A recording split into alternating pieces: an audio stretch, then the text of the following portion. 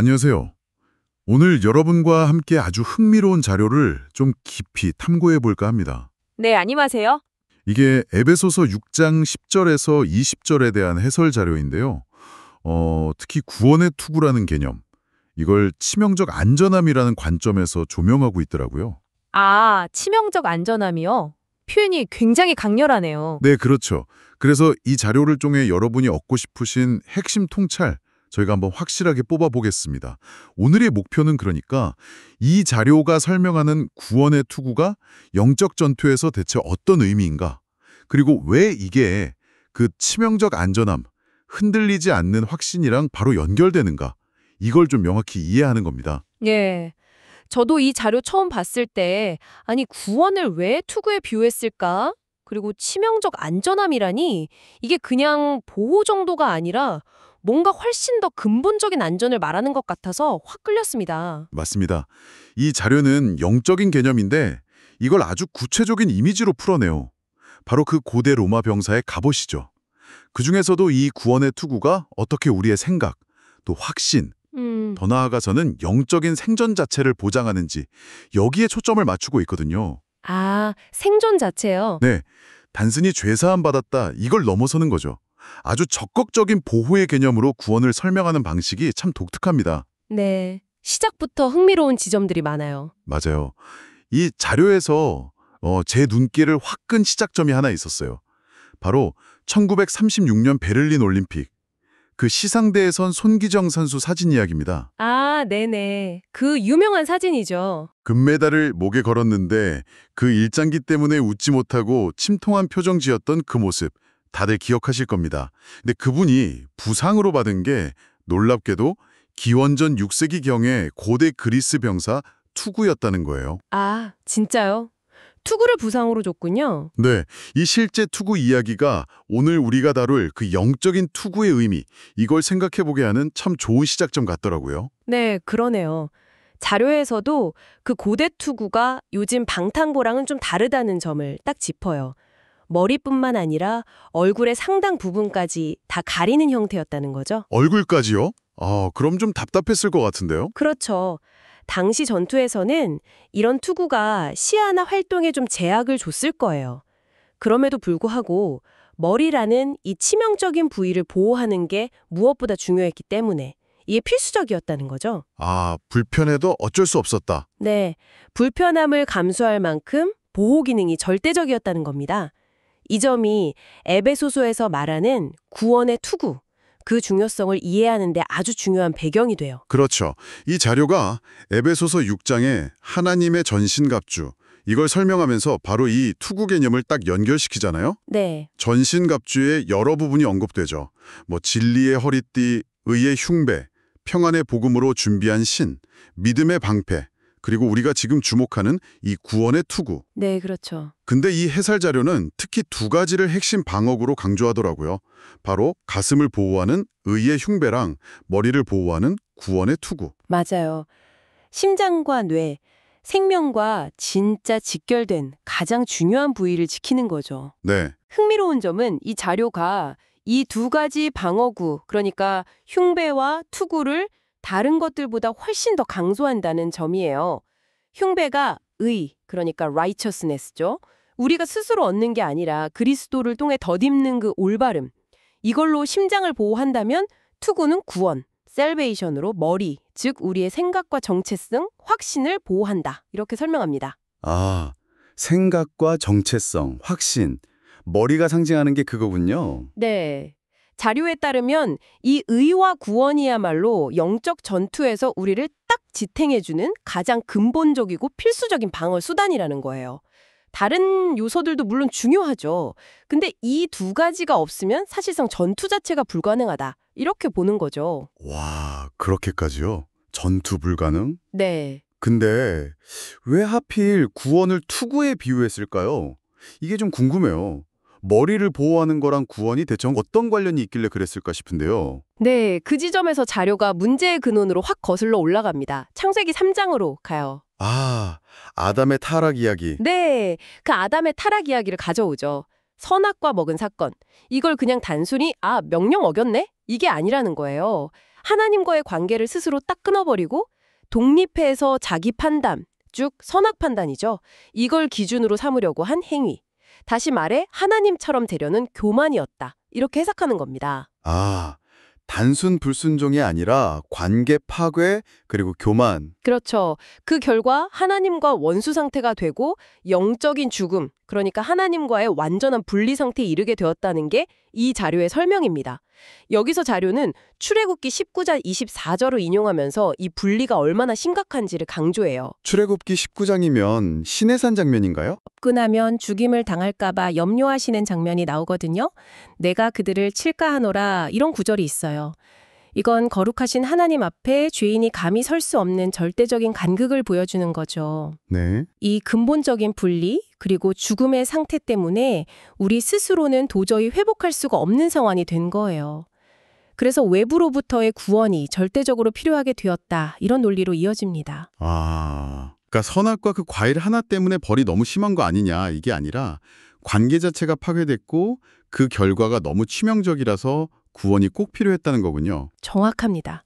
관계의 파괴와 그로 인한 치명적인 결과 때문이라는 거죠. 와, 그렇군요. 그러니까 예수 그리스도를 통한 구원이 바로 이 깨어진 관계를 회복시키고 하나님과의 분리라는 그 치명적인 상태에서 우리를 건져내는 유일한 길이다. 이 말이네요. 네. 그리고 구원의 투구는 바로 이 구원이 우리의 가장 중요한 부분, 즉 머리, 우리의 생각, 믿음, 정체성, 그리고 미래에 대한 소망까지도 다 포함해서 이걸 보호한다는 의미로 해석되는 거군요. 맞아요.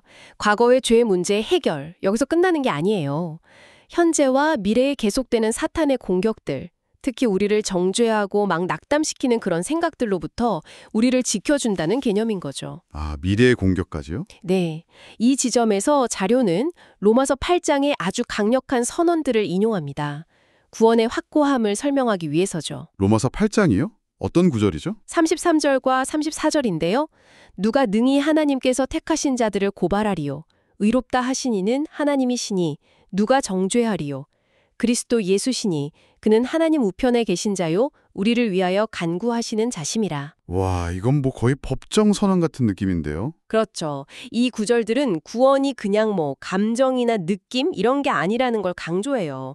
하나님께서 선언하신 법적인 사실이라는 거죠. 법적인 사실. 네. 하나님이 너 의롭다 하셨고 그리스도께서 우리 편에 딱 서 계시기 때문에 그 어떤 고발이나 정죄도 우리를 넘어뜨릴 수 없다. 이겁니다. 더 나아가서 35절과 39절에서는 그 어떤 환난이나 위험, 심지어 다른 어떤 피조물조차도 우리를 그리스도 안에 있는 하나님의 사랑에서 끊을 수 없다고 선언해요. 끊을 수 없다. 네, 이것이 바로 투구가 상징하는 것. 흔들리지 않는 보호막, 즉 절대적인 안전 보장이라는 점을 이 자료는 아주 힘주어 말하고 있습니다. 이야, 듣고 보니까 정말 강력한 선언이네요. 흔들리지 않는 절대적인 안전 보장이라니. 그런데 솔직히 우리가 일상에서는 그렇게까지 강력한 확신을 늘 느끼면서 살지는 못하는 것 같아요. 그렇죠. 현실은 좀 다르죠. 네. 어떨 때는 뭐 믿음이 충만한 것 같다가도 또 어떨 때는 불안하고 의심도 들고 그럴 때가 많잖아요. 맞아요. 감정은 계속 오르락 내리락 하죠. 예, 그렇죠. 근데 자료를 보니까 이런 현실적인 고민에 대해서도 딱 짚어주더라고요. 로널드 레이건 대통령 비유가 나와요. 아, 그 알츠하이머 이야기요? 네. 그분이 말년에 알츠하이머 때문에 자신이 대통령이었다는 사실조차 잊으셨지만 그렇다고 해서 그분이 미국의 대통령이었다는 객관적인 사실이 변하는 건 아니잖아요. 그렇죠. 사실은 사실이죠. 마찬가지로 우리가 구원받았다는 그 사실에 대해서 어떻게 느끼든 간에 그 사실 자체는 변하지 않는다. 이 얘기를 하더라고요. 네, 아주 적절한 비유라고 생각해요. 감정의 기복과 객관적인 사실, 이걸 딱 분리해서 생각해야 한다는 걸 보여주죠. 네네. 그리고 잔예는 다윗의 시편, 특히 시편 62편을 예로 들면서 이 확신이 실제 삶에서 어떻게 힘이 되는지를 보여줍니다. 다윗이라면 사울 왕에게 쫓겨다닐 땐가요? 맞습니다. 다윗이 사울 왕에게 10년 넘게 쫓겨다녔잖아요. 끊임없는 죽음의 위협 속에서 살았죠. 상상하기 힘든 고통과 불안의 시간이었을 텐데 그럼에도 불구하고 그는 시편 62편 2절이랑 6절에서 반복해서 고백해요. 오직 그만이 나의 반석이시요 나의 구원이시요 나의 요새이시니 내가 크게 흔들리지 아니하리로다. 또 내가 흔들리지 아니하리로다. 와, 그런 상황에서 저런 고백을 할 수 있었다는 게 대단하네요. 그렇죠. 자료는 다윗이 이런 극한 상황 속에서도 흔들리지 않을 수 있었던 근거가 뭐냐? 그건 바로 하나님만이 나의 구원. 이건 감정이 아니잖아요. 사실에 대한 깊은 신뢰와 확신이었다고 설명합니다. 감정이 아니라 사실에 대한 신뢰. 네. 이 지점에서 우리 스스로에게 질문하게 되는 거죠. 그럼 우리는 이 확신을 어떻게 붙잡을 수 있을까? 자료는 분명히 말해요. 우리의 느낌이나 감정이 아니라 하나님께서 이미 이루신 일과 그분의 약속이라는 사실, 여기에 근거해야 한다고요. 아, 그래서 이 자료가 그 핵심 표현으로 치명적 안전함, 이걸 쓰는 거군요. Fatal security 혹은 invincible safety. 네. 처음 들었을 땐 치명적이라는 단어 때문에 이게 무슨 뜻이지? 약간 오해할 수도 있겠다 싶었는데 들어보니까 그 의미가 우리에게 치명적인 게 아니라 우리를 공격하는 그 세력에게 치명적이다 이런 뜻이군요. 그렇죠. 정확히 그 의미입니다. 그러니까 어떤 공격도 우리의 구원이라는 그 본질 자체를 파괴할 수는 없다. 네. 구원의 투구를 쓴 사람은 영적 전투에서 상처를 입거나 넘어질 수는 있어요. 하지만 결코 그 구원 자체가 무효화되는 치명상은 입지 않는다. 치명상은 입지 않는다. 네. 절대적인 안전. 이것이 바로 투구가 상징하는 바라는 거죠. 완전한 안전이네요, 정말. 그렇습니다. 이 치명적 안전함이라는 건 결국 구원의 본질적인 속성, 즉 그것이 영원하고 취소될 수 없다는 그 사실에서 오는 깊은 안도감과 확신이에요. 하나님과의 관계가 그리스도를 통해서 완전히 회복되었고 이제 그 어떤 정죄나 실패도 우리를 하나님 앞에서 다시 죄인의 자리로 끌어내릴 수 없다. 이 선언인 거죠. 아, 다시는 죄인의 자리로 돌아가지 않는다. 네, 이 확신 위에 설 때 비로소 우리는 막 흔들리는 세상이나 우리 자신의 연약함에 휘둘리는 게 아니라 변함없으신 하나님께 소망을 두고 담대하게 살아갈 수 있다. 이것이 이 자료의 결론입니다. 그러니까 투구가 단순히 방어만 하는 게 아니라 그렇죠. 이런 담대함과 소망의 근거까지 되어주는 셈이죠. 깊네요.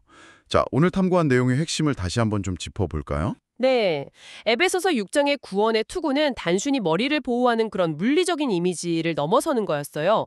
예수 그리스도를 통해 우리에게 주어진 구원이 가져다주는 그 흔들리지 않는 영적인 안전과 확신, 이걸 상징한다는 것을 확인했습니다. 네, 맞습니다. 자료는 그 손기정 선수의 고대 투구 이야기로 흥미없게 시작해서 로마 병사의 갑옷, 또 아담의 타락으로 인한 하나님과의 근본적인 분리, 그리고 로마서 8장에 그 어떤 것도 끊을 수 없다는 그 강력한 선언을 통해서 이 구원이 왜 필요하고 또 얼마나 확고한지를 설명했죠. 네, 그렇죠.